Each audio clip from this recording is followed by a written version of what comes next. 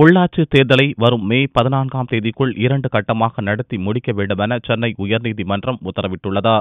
தமிழக உள்ளாட்சி தேர்தல் தொடர்பான வழக்கு செவ்வாயன்று உயர்நீதிமன்றத்தில் விசாரணைக்கு வந்தது. அப்போது ஏப்ரல் 30ஆம் தேதிக்குள் தமிழகத்தில் உள்ளாட்சி தேர்தல் நடத்த வேண்டும் என்று நீதிமன்றம் உத்தரவிட்டது. இதற்கு சாத்தியமில்லை என கூறிய தேர்தல் ஆணையம் மே 15ஆம் தேதிக்குள் தான் நடத்த முடியும் என முறையிட்டது. அதனை ஏற்ற உயர்நீதிமன்றம் மே 14ஆம் தேதிக்குள் உள்ளாட்சி தேர்தலை 2 கட்டமாக நடத்தி முடிக்க உத்தரவிட்டது. மேலும் அதற்கான பணிகளை மேற்கொள்ளுமாறும் தேர்தல் ஆணையத்திற்கு அறிவுறுத்தியது.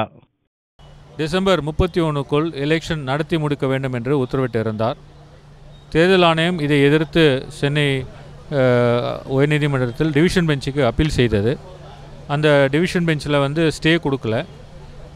அதனால் தேர்தல் ஆணையம் தேர்தலை நடத்த முடியவில்லை.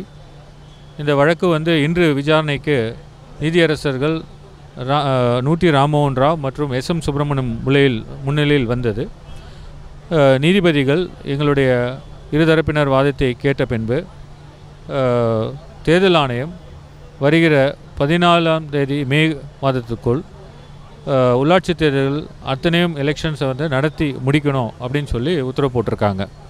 அவங்க உத்தரவினால் தேர்தல் ஆணையம் ஏப்ரல் 14-15 நோட்டிஃபிகேஷன் கொண்டு வர நேரிடும்.